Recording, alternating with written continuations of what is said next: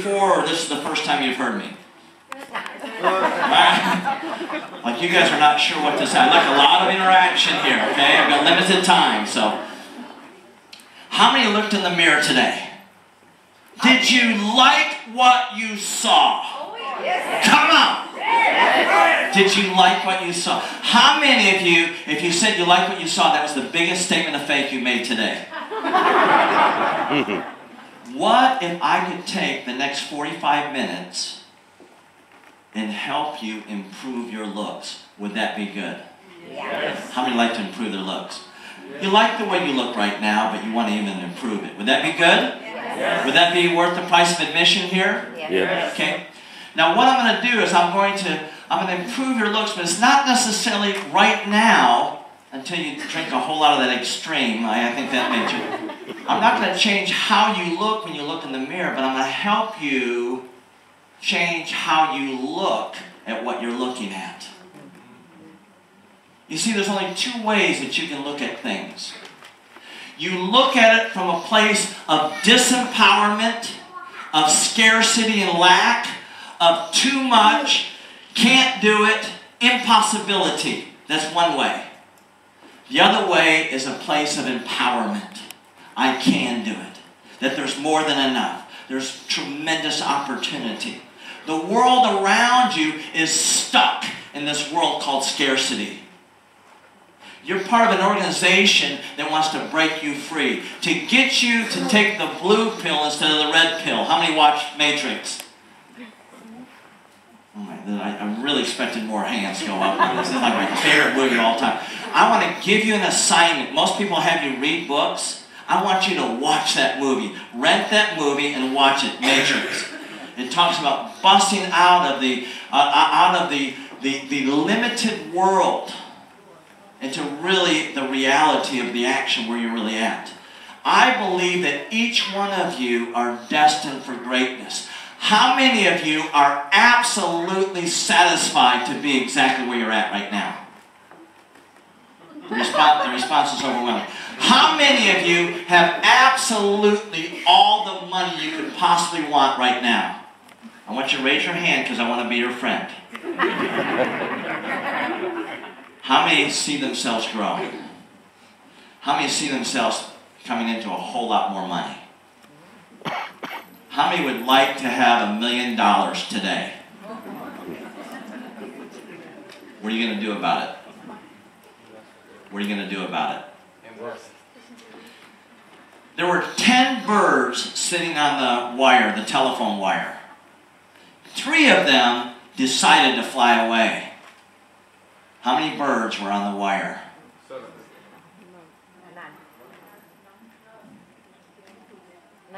There were 10 birds on the wire.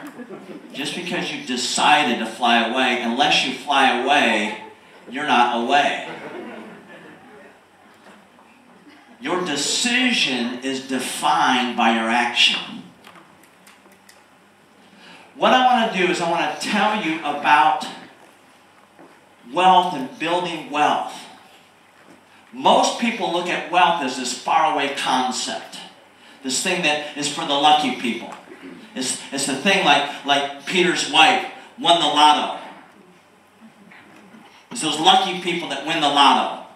That's a very interesting motivation tactic. I'm going to try that on some people.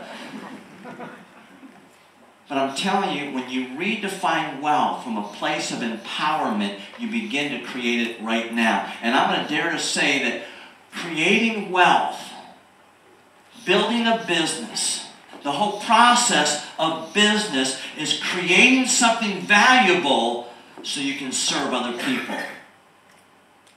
It's not a selfish process. It's a very creatively compassionate process. That your focus is on serving others. That's what separates this organization from most organizations in the world. Everybody's chasing after money. Money's a good thing to have, but it's a result. It's a byproduct of you fulfilling your purpose, which you see a need and you meet it. Business, what business is all about, it's a beautiful concept. Business is creating value so much that when you serve somebody in such a dramatic way, they say, wow, that was great service. That was great doing business with you. Have you ever said that? Have you ever said, wow, after going into a restaurant and getting great service? You ever done it? Or go to, I remember I went to Disney World. I went to Disney World, and Disney World is a phenomenal place. And I've got 4 children, and children are what you have to let you go to the places you really wanted to go. And so we were busy in Florida and having a great time, and we decided one day to go to Disney World. And I remember going up there, and I'm a CPA, an accountant, okay? And sometimes I get nervous, I get nervous about money. And I remember going up to the ticket agent, and I said, ma'am, this price right here, is this the price for the family? Ma'am, do you hear me? I'm talking through this glass, and I can't tell if it's a soundproof room or not. Can you hear me, ma'am? Is this the price? What? This is a price per child? Do you have a mortgage office anywhere? This is a price for each child? These are not my children. I kept handing $100 bills time and time again, and our $100 bills are a little bit bigger than what your 100 crown bills are. It's a lot of money. I just kept doing that. It's just I kept doing it, and I was so uptight and so concerned. And I remember walking. I was just really nervous, and it was just so expensive. It was like more expensive than the whole vacation, just to spend a day riding rides and this. And I remember going into Disney World, and as I walked through the entrance, my whole heart changed. I think it was Tinkerbell. You know what the pixie does? I think it's hash. Or extreme. Because I remember walking into the gates of the Magic Kingdom, and it was this beautiful colors, and it was this order, and there was beauty and colorful, just birds singing, and the employees would come out, be my guest, be my guest, be my guest. And it was just incredible, just the way I felt. It was just overwhelming me. And what do you think I said? Wow. My goodness, I heard Swedish wow. Wow. I'm excited right now.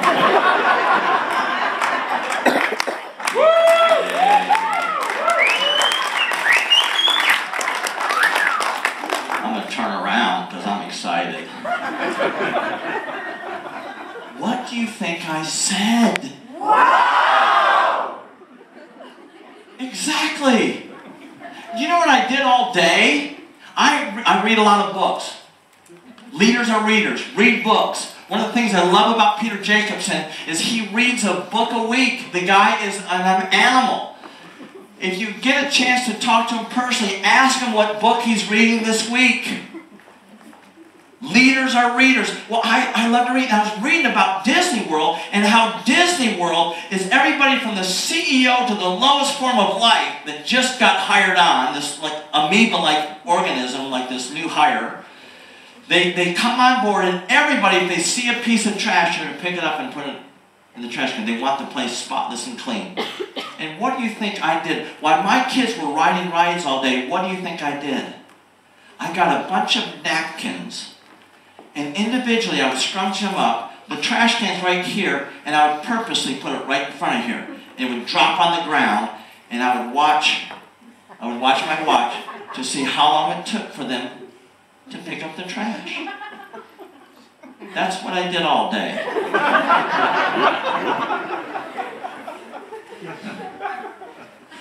I was so crazy. They just pick it up so quick. And so what I would do is I would scrunch it up, and I would put it up behind, I would throw it up in the hill. I'd try to hide it. And no matter how hard I hid the trash, the maximum, the entire day of doing this dozens of times, the maximum it took for them to find the trash was 3 minutes.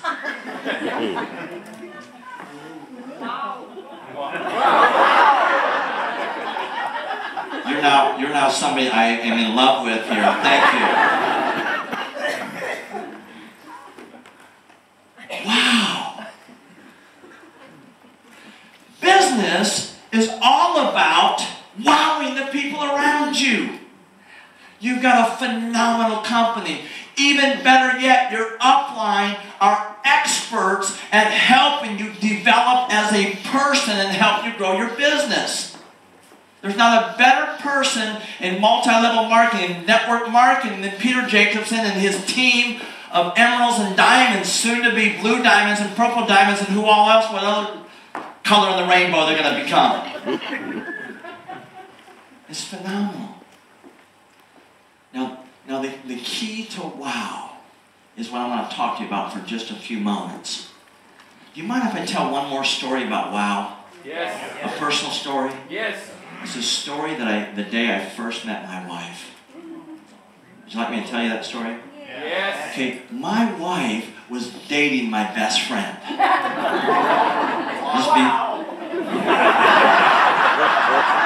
This is before I was married. We were in our 20s, we were 26 years old, and we were very single. We were repulsively single. We were extreme single. Okay? And we were lifting weights because we were going to go to a scuba diving trip down in Honduras, and we were going to be walking on the beach, you know, we just wanted to be macho men. And so we were lifting weights just to get ourselves in shape. Well, my wife, that I didn't know at the time, okay, she's dating my best friend. She has tennis lessons that morning. Her tennis coach didn't show up. So she came around and knew we were lifting weights. She came up and popped her head in the weight room and said hello to her boyfriend. Hi, Danny, how you doing? And Danny was struggling with his weights. He was lifting, just really struggling. He had 2 kilograms in each arm. He's just struggling. 6, 7. He just wanted to try to get to 10. He's had a rough time. Sandy said hello. And then Sandy looked over at me. In each arm, I had a dumbbell with 50 kilograms. And I was lifting, and she heard me say this, 79, 80, 81, 82. And I remember her looking at me. And then her jaw dropped to the ground. She looked again at me, and I looked at her in slow motion. And about that time, my muscles were bulging, my veins were popping. About that time, that last lift, my shirt began to rip. And when she saw that, what do you think she said? She was so impressed, she said it backwards. If you get that in 3 minutes, don't laugh out loud. That will not compliment you. I got it! Life is an adventure. Your business is not work, it's an adventure of creatively wowing other people. It's focused on wowing other people. Never forget that. And how do you create wow? The biggest thing, I'm teaching from a series here called Building Unshakable Confidence. Peter wanted me to design this and make this thing for his downline, is Building Unshakable Confidence. And this is the one thing that's largely lacking in the lives of people when they begin the process of selling, is they do it without a level of confidence that's persuasive. So I want to take just a few minutes and give you some highlights from this CD series. We've also got another CD series called Making Massive Impact on People and Your Income. And I included here some of the latest training, some of the latest development, psychological, some studies out of Stanford, studies out of Harvard, studies out of the University of Michigan about how to optimize the human machinery towards top performance. Phenomenal series here. We actually make these things available as a package deal. But I want to tell you just a little bit about confidence. I was teaching a group of business people who had paid $10,000 apiece to go to a 5-day seminar, and I was teaching them. I was working with another guy, and I was teaching them on how to create a business plan and how to get a loan proposal so they get financing for their business. And they spent $10,000, and we had phenomenal business plans. They were walking out with a completed business plan. It was phenomenal. Now here's the thing. I looked at them, and I saw that most of them, I knew were going to fail. I knew they were going to fail. The reason being is they were missing the most important ingredient. They were lacking confidence. See, we look at confidence as this loud, boisterous thing, this arrogant thing. Well, I knew somebody was confident, had all this confidence, and he lost his business. It wasn't confidence, it was arrogance. A big difference. The predominant emotional state of successful people is confidence. The predominant emotional state. What is emotional state? I take this entire series to really define what emotional state is, sharing with you just some phenomenal insights. Your emotional state is how you feel about yourself and the world around you. And you're going to project that emotional state into the environment around you. And people react to your environment. Around you is like the sphere so far around you. And when people walk into the sphere, they're either going to feel confidence, empowerment, I can do it, or they're going to feel fear, anxiety, concern. I don't think I'm enough.